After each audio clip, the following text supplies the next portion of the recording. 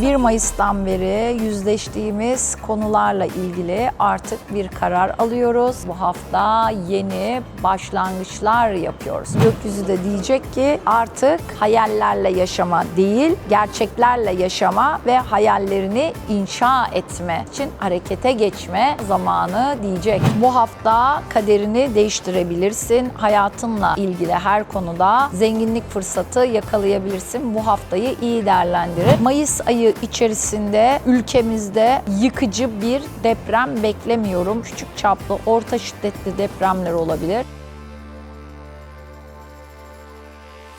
Emelce Gökyüzü günlüklerine hoş geldiniz ve geldik Mayıs'ın ikinci yarısına ve yılın aynı zamanda da Mayıs ayının en şanslı, en güzel enerjilerinin olduğu haftaya ve Mayıs ayının bu haftası kaderimizi değiştirmek, hayatımızı düzene koyma adına ne yapıyor?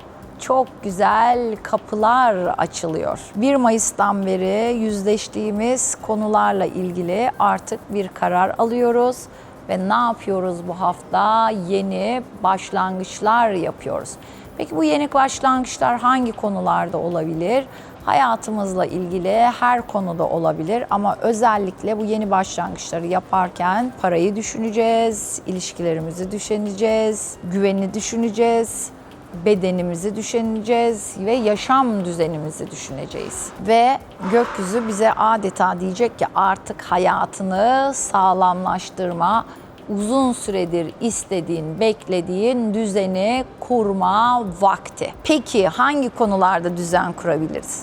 Yeni bir finansla ilgili düzen, iş ile düzen, ev aile yapısıyla ilgili düzen, eğitim ile ilgili bir düzen ya da ilişkilerle ilgili bir düzen. Yani hayatımızın mikrodan makroya her alanıyla ilgili ama özellikle majör konularda, yani bundan sonraki ilerleyen yıllarda hayatımızı etkileyecek temel konularla ilgili 2026 Mayıs ayının bu haftası bize inanılmaz ne yapacak?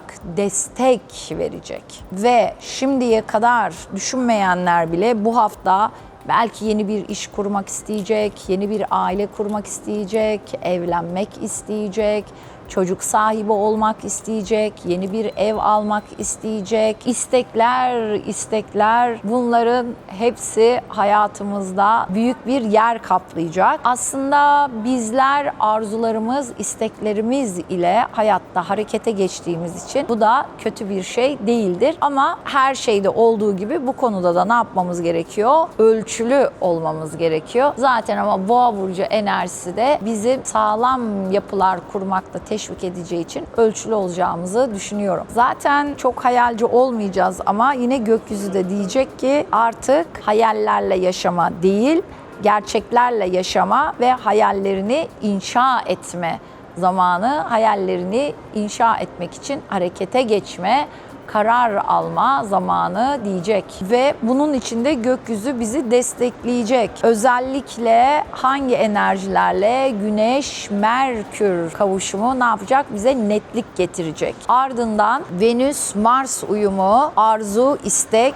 çekim, hareket getirecek. Ardından Merkür, Uranüs'le birlikte fırsatlar, şanslar, ani durumlar, kararlar gelecek. Ve Merkür, Plüton ile de artık güçlü hareket etme ve karar zamanı diyecek gökyüzü. Öyleyse Mayıs ayının bu özel haftasını ne yapıyoruz? Değerlendiriyoruz. Gözümüzü, kulağımızı dört açıyoruz. Evrenin her yerinden bize Merkür, Uranüs enerjisiyle mesajlar gelecek. O mesajları iyi okuyoruz, iyi değerlendiriyoruz ve doğru kararlar alıyoruz. Yeni ayla birlikte de bu kararları uygulamaya geçiyoruz. 14 Mayıs, 15-16 Mayıs, 18-19 Mayıs bunlar yılın en Hatta bu ayın da en şanslı, en güzel enerjili günleri konuşuyoruz, iş görüşmesi yapıyoruz, kararlar alıyoruz, ilişkilerle ilgili harekete geçiriyoruz, yatırımlar yapıyoruz, estetik konularında da destekliyiz. Beklenmedik haberler, şanslar ve hep bir Uranüs de işin içinde olacağı için yol ayrımında kalırsak hep ne yapıyoruz? Yeni olanı tercih ediyoruz. Yeniliği tercih ediyoruz. Eskiye artık tutunmuyoruz. Özellikle 19 Mayıs günü Merkürle Plüton o kadar güçlü olacak ki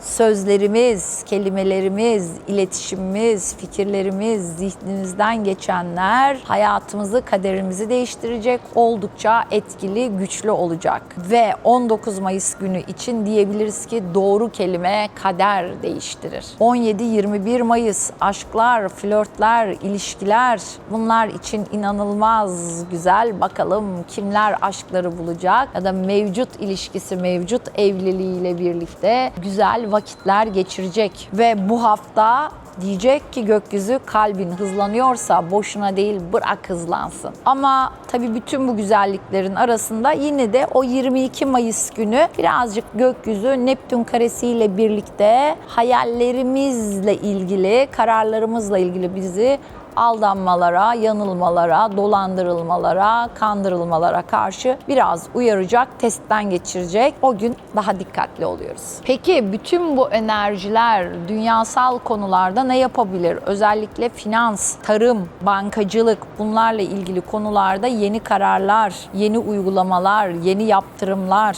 para piyasalarında hareketlenmeler, ani dalgalanmalar, bütün bunlarla birlikte yatırım fırsatları, şansları, özellikle emlak, gıda, özellikle borsada da bu alanlarla ilgili kağıtlar ya da şirketler mi diyelim, borsayla çok ilgili değilim ama bunlar gündeme gelebilir. Bunlarda dalgalanmalar olabilir ve özellikle ani artışlar olabilir. Uranüs, Merkür etkisiyle birlikte teknoloji alanında da sürpriz gelişmeler olabilir. Sosyal medya patlamaları olabilir. Sosyal medyada bir konu viral olabilir, patlama yaratabilir. Bir haber gündemi değiştirebilir ve yine Mayıs ayının geneli içerisinde ve özellikle bu hafta ünlüler oldukça ne yapacak? Gündeme gelecek, ünlülerle ilgili operasyonlar, durumlarda çok fazla gündeme gelebilir. 22 Mayıs günü Venüs Neptün karesi haricinde diğer tarihlerde estetikle ilgili konularda da oldukça olumlu olacak. Yine toplumsal konularda da kadınlarla ilgili konular ya da kadın ünlüler oldukça gündemde olacaklar. Buradan yine de kadınlara biraz uyarmak istiyorum. Bütün bu enerjiler, özellikle dişil enerjiyi çok çalıştıracağı için biraz duygusal dalgalanmalar ne yapabiliriz? Yaşayabiliriz. Yanlış kararlar almamak için, hayal kırıklığı yaşamamak için elimizden geldiğince ne yapıyoruz? Mantıklı hareket ediyoruz. Çünkü bu kadar enerji biraz duygusal enerjimizi ne yapabilir? Artırabilir. Öyleyse bu hafta fırsat var, şans var, hız var, yenilik var, dönüşüm var ama unutma, bilinç yoksa, farkındalık yoksa bunların hiçbirini değerlendirebilirsin. Yani adeta bir nehirden balıkların nasip olup akar ama sen farkındalıkla hareket etmezsen, harekete geçmezsen, o balıkları yakalamazsan, tutmazsan nasiplerin önünden akıp gider. İşte bu hafta öyle etkili ama oldukça da hızlı bir hafta. Farkındalıkla hızlı hareket etmemiz gerekiyor. O nasipleri hızlıca yakalamamız gerekiyor. Bu hafta kaderini değiştirebilirsin. Hayatınla ilgili her konuda zenginlik fırsatı yakalayabilirsin. Bu haftayı iyi değerlendirir. Dediğim gibi bu haftaki enerjiler dünyasal konularda da özellikle parayla, finansla, yatırımla, gayrimenkulle ilgili önemli fırsatlar, şanslar getirecek. Güzel değerlendirirsek ne yapabiliriz? O istediğimiz düzeni kurabiliriz. Şimdi dünyasal konularla ilgili konuşmuşken birazcık Mayıs ayı sonrası içinde bir uyarıda bulunmak istiyorum. Daha çok böyle böyle Haziran-Temmuz aylarında su kaynaklı bir takım bölgesel ya da virüsler, mikroplar yayılabilir, olabilir. Bunu 3 Mart ay tutulmasında da söylemiştik. 6 aya yayılıyordu bu enerji biliyorsunuz. Özellikle burada bahsettiğimiz sulardan kaynaklı mikroplar, salgınlar ne yapabilir? Haziran-Temmuz ayında gündemimizde olabilir. Şimdiden o konuyla ilgili de uyarmış olayım. Bir de bankacılık ya da yatırımlarımızla ilgili özellikle verilerimizin kaybolmasıyla ilgili de şimdiden uyarıda bulunalım. Evet, bir de aslında belki bunu Mayıs ayının başında ilk videomda söylemem gerekiyordu. Aslında orada söylemeyi planlıyordum fakat kaldı. Ben yine de şimdi de söyleyeyim. Mayıs ayı içerisinde ülkemizde yıkıcı bir deprem beklemiyorum, öngörmüyorum. Küçük çaplı, orta şiddetli depremler olabilir. Biraz korkutabilir ama bizi böyle çok üzecek, yoracak büyük bir deprem beklemiyorum, öngörmüyorum. Dolayısıyla savaş enerjisiyle ilgili de demiştik. Daha diğer aylara göre stabil kalacak bir ay olduğu için ve bu haftada güzel enerjiler bizi beklediği için en güzeliyle değerlendirelim diyorum. Tabii ki bu kadar gökyüzünde güzel enerji olmasına rağmen bireysel hayat haritalarımızda sert etkiler alabiliriz. Sert durumlar da yaşayabiliriz ya da bazı ülkeler sert enerjilerle yüzleşmek zorunda kalabilir. Biz burada gökyüzündeki ana enerjileri, genel enerjileri ne yapıyoruz? Anlatıyoruz. Bunlar genel durumlar. Bireysel olarak zaman zaman ne yapabilir? Farklılık yaratabilir. Evet, dedik ki bu hafta aynı zamanda bir deney var. Yeni ayımız var. Ve bu 2026'nın en sürprizlerle dolu, kaderi en hızlandıran yeni ayı diyebilirim. Çünkü neden? Güneş Boğa burcunda ve bu yeni ay Algol sabit yıldızı üstünde olacak. Yeni ay anında Merkür ve Uranüs İkizler burcunun ilk derecesinde kavuşum halinde olacak. Venüs İkizler burcunda Betelgeuse sabit yıldızıyla kavuşum halindeyken son derecelerdeki Koç burcunun son derecelerindeki Mars'la uyumlu açıda olacak. Tüm bunları birlikte değerlendirirsek bu yeni ay için diyebiliriz ki işte yayının başından beri anlattığımız kaderimizi oldukça hızlandıran fırsatların, şansların, yeniliklerin, ani büyümelerin, ani piyasa hareketlerinin, ani kazançların, ani yatırımların ya da duruma göre bazılarımız ise ani kayıpların olabileceği, hayatımızın bir anda hızlanacağı, şahane değişikliklerle, fırsatlarla, mucizelerle dolu bir yeni ay diyebiliriz. Ve bazılarımız bu yeni ay ile birlikte hiç beklemediği kararlar alabilir, hiç beklemediği yeni başlangıçlar ne yapabilir? Yapabilir.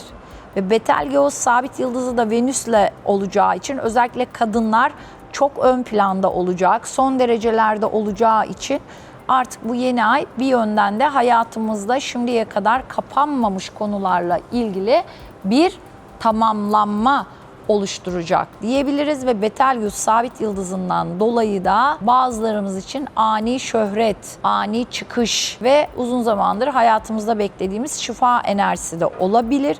Duruma göre sert etkiler alanlar ise ani düşüşlerde olabilir. Fakat genel itibariyle olumlu çalışacak bu enerji. Özellikle bu yeni ayda kadınlara yardım ederseniz, kadınlarla ilgili konulara eğilirseniz, kadınlarla ilgili farkındalık yaratan gündemlerle ilgilenirseniz kazançlı çıkarsınız ve kadınlardan da bu yeni ayda ne yapabilir? Sizlere yardımlar gelebilir diyebiliriz. Bu yeni ay ile birlikte dediğim gibi bu enerjiler hayatımıza tamamen bir anda yeni ünlüler, yeni sosyal medya ünlüleri ya da sosyal medyada etkili viral gündemlerde ne yapabilir? Oluşturabilir. Evet, bu yeni ay dedik ki Algol sabit yıldızında. Algol sabit yıldızı ise birazcık tehlikeli bir yıldız. Kafa kesmeyle de ilgili, krizlerle de ilgili ama pozitif yönünde ise üstün sanatsal yeteneklerle de ilgili, üstün psişik yeteneklerle de ilgili. genel itibariyle bu yeni ay olumlu çalıştığı için sanatsal konularda ya da sanatçılarla ilgili yeni üretimler, bunlar ortaya çıkabilir. Bizlerin hayatında da yenilikler, hep yenilik dedik. Ama bu yenilikler düzenlerimizi değiştiremeyenler için, bırakması gerekenleri bırakamayanlar için birazcık ne yapabilir? Krizli bir şekilde gelebilir diyebilir. Ve Algol sabit yıldızı çift bir yıldız olduğu için o zaman bu yeni ay tüm güzel enerjilere rağmen hak etmeyenler için cezalandırıcı da olabilir. Hak edenler için ise şimdiye kadar böyle hiç hayalinde olmayan ödüller, şanslar, sürprizler ne yapabilir? Getirebilir. Hepsi çok hızlı bir şekilde olacak. Ve bu yeni ay aynı zamanda Algol sabit yıldızıyla birlikte takıntıları, kıskançlıkları, güç savaşları, egoyu, kibiri de anlattığı için diyebiliriz ki ego yapmayan, egodan, kibirden, takıntıdan, kıskançlıktan özgürleşenler için kader özgürlüğün kapısını açacak diyebiliriz. Ama bunlara takılı kalanlar için o istedikleri ne yapabilirler? Yenilikleri yapamayabilirler. Algol çift yıldız dedik, sert etkileri de var dedik. Bu yeni ayda ne kadar güzel enerjiler olsa da savaşla ilgili, savaşta belki bir intiharlar ya da kafa kesme, idam, bu konularda üzülerek de söylüyorum ki gündeme gelebilir. Yine Algol sabit yıldızı sanatçılarla ilgili olduğu için yayının başında da söylediğimiz gibi sanatçılarla ilgili bu operasyonlar gündemlerde oluşabilir. Bu haftanın enerjileri bu şekilde, elimden geldiğince anlatmaya çalıştım. Bu güzel haftayı, bu güzel enerjileri en iyi şekilde değerlendirmek dileğiyle ve hayatınıza gelen şansları, fırsatları, sürprizleri yorumlara yazmanızı istiyorum. Bir dahaki Emelce Gökyüzü günlüklerinden görüşmek üzere. Sevgiler, saygılar yolluyorum.